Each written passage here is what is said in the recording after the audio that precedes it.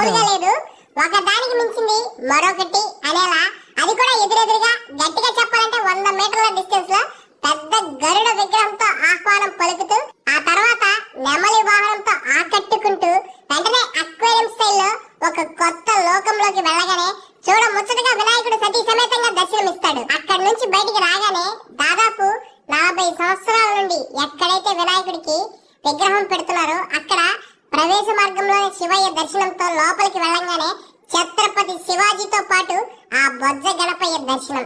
అటు నుంచి కొంచెం దూరం ముందుకు వెళ్ళగానే చక్కగా పూర్తిగా పూలతోనే ఆ గణపయ్య చిత్రలేఖనంతో అందరినీ మంత్రముగ్ధులను చేసే విధంగా ఆకట్టుకుంటుంది. అక్కడి నుంచి కొంచెం ముందుకు వెళ్ళంగానే అద్భుతమైన సెట్స్ తో అయోధ్య రామయ్యను, పూరి జగన్నాథ్ ఆలయాన్ని తలపించేంత గొప్పగా ఆ గణనాథుడు దర్శనమిస్తాడు. ఒక దానికి మించింది మరొకటి అనేంత గొప్పగా ప్రతి ఒక్క వినాయక ప్రతిమని అక్కడ ఉండే సెట్స్ తో అమర్చారు. సో ఫస్ట్ అయితే ఈ రీల్ ని సేవ్ చేసుకుని వెంటనే వెళ్ళి అక్కడ ఉన్నటువంటి గణనాథుల్ని అందరూ దర్శనం చేసుకోండి.